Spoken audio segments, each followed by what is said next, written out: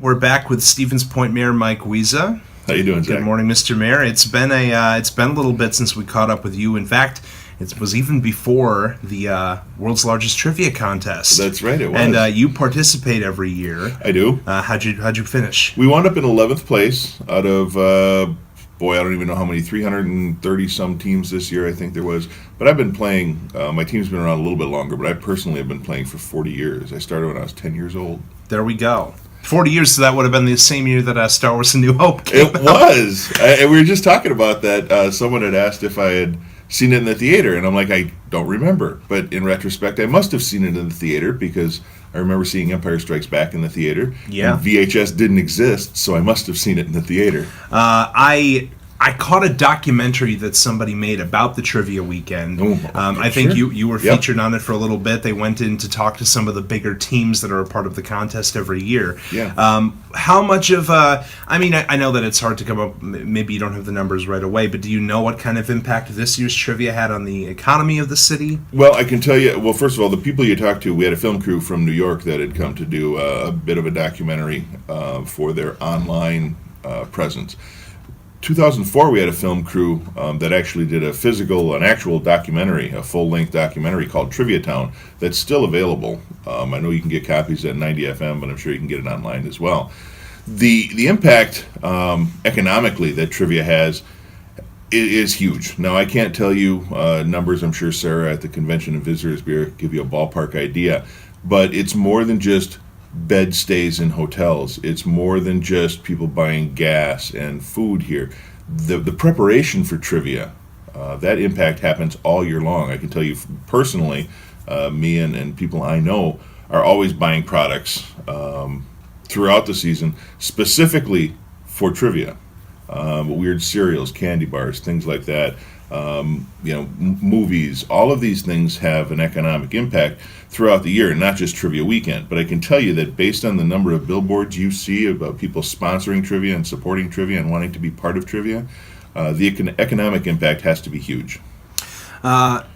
Speaking of economic impact in the community, Riverfront Rendezvous coming up in 4th of July weekend, and we are happy to be a part of that with you in the city again this year.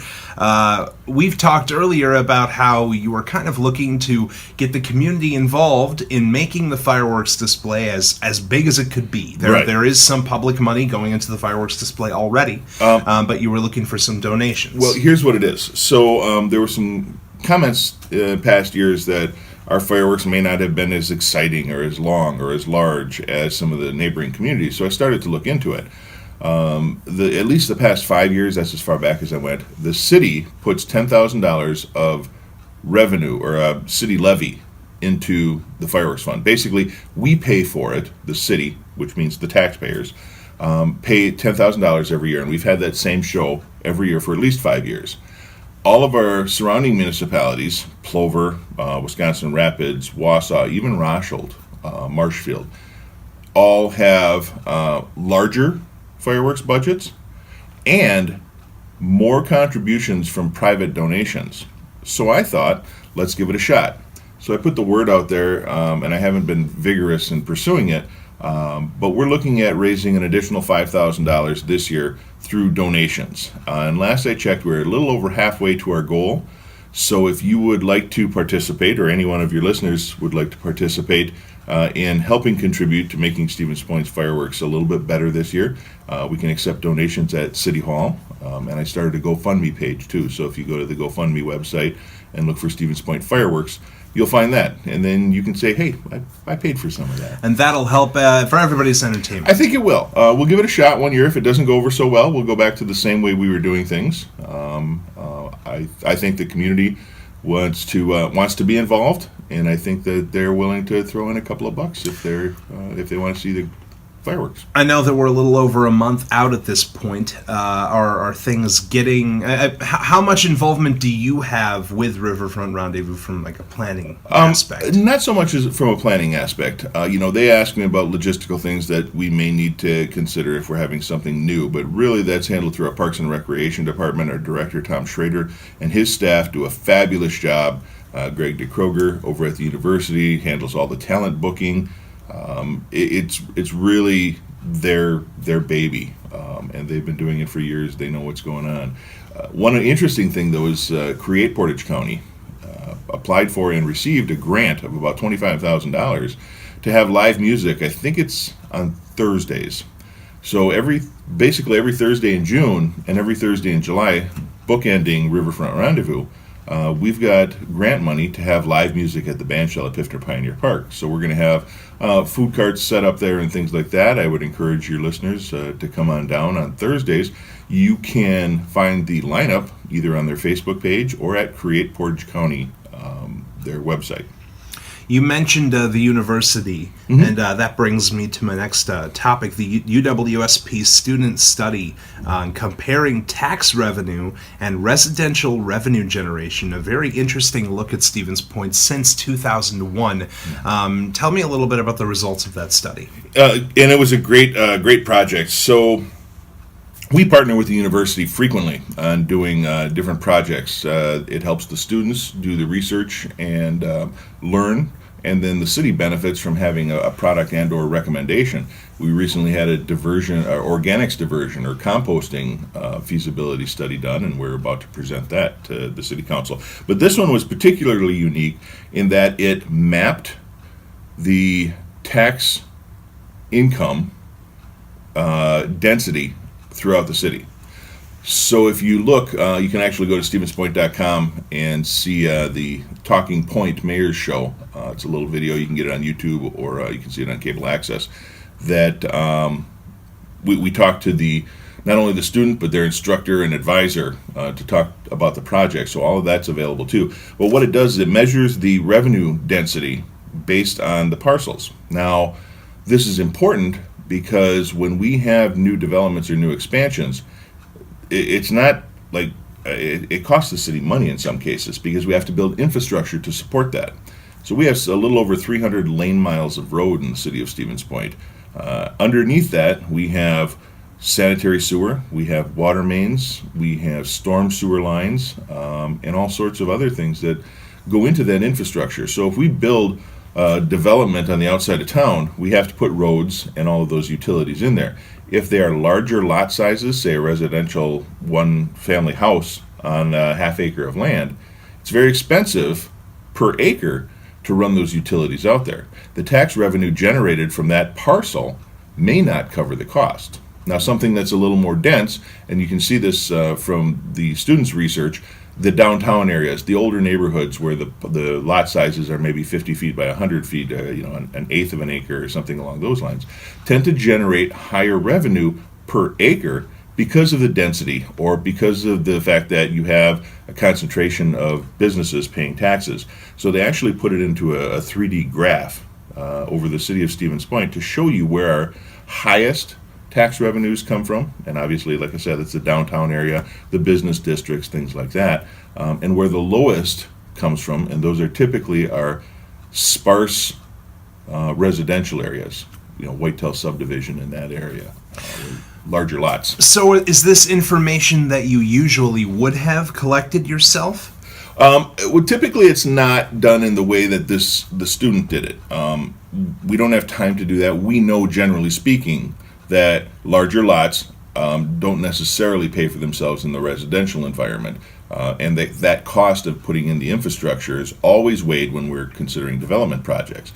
But to see it specifically, I think is going to be a big advantage to the city when we make our decisions, so that not only the alderpersons, but the developers and the subdivision buyers and the citizens at large can really see where our tax money is coming from, and more importantly, is this development going to cost the city money or not? We obviously don't want to lose revenue by putting in that infrastructure in a negative. So there are quite a few improvements going on to bigger businesses in Stevens Point. We had the opening of the Skyward World headquarters last year. Yep.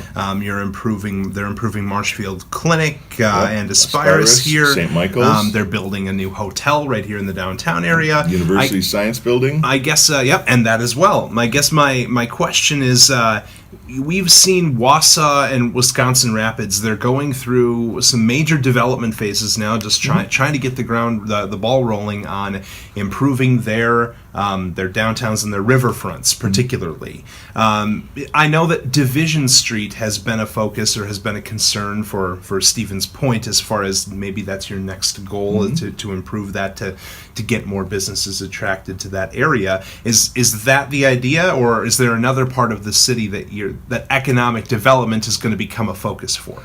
Well, I wouldn't say that we only focus on North Division, or that's the primary focus. It is on the top of the list, but we're actually open to all of the development, including redevelopment in the interior of the city. The former Cooper Motors site is a good example, where we're working with some potential developers there, hoping to get a project.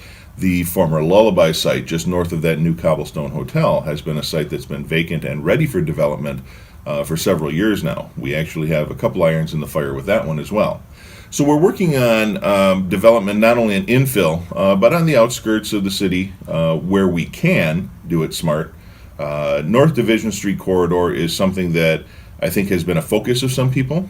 There are some areas for redevelopment. As I said, the Cooper Motor site, north of the Quick Trip, there's some vacant lots there that used to be a Burger King and something else, I think. We're looking at possibly doing something there. And of course, at North Point and Business 51, that vacant lot that was formerly occupied by the old Holiday Inn and Ramada, Century has purchased that, and they announced their new construction project, and we should be breaking ground on that soon. Yep, certainly. Yep, I remember that now from a couple weeks ago. Yeah.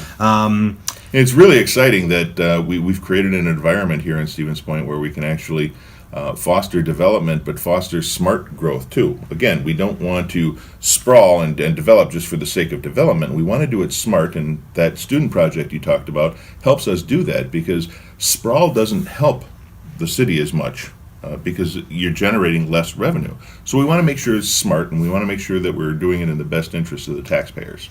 We could probably keep going for another half hour, right? But I don't have that much time. Okay. So let me ask you, you mentioned that there are a lot of, your plate's kind of full nowadays.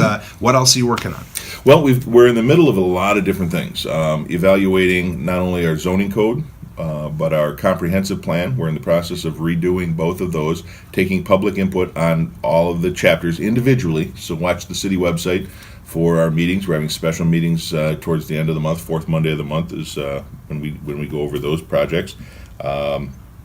We have a housing study that was recently completed. We're just about to accept the final draft, but we did have a presentation. You can watch that video at stevenspoint.com as well.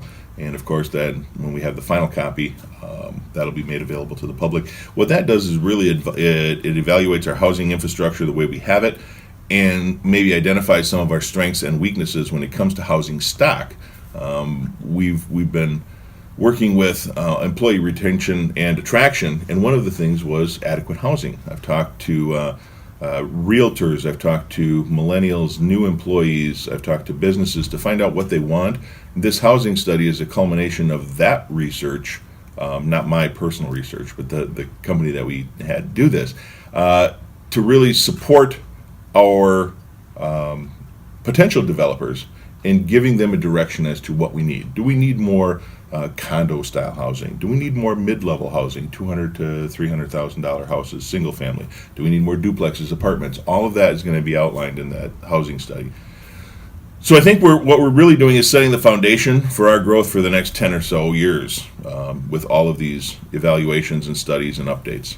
Okay, we'll be keeping an eye on that. Thank you, Mr. Mayor. Until next time. All right, have a good day.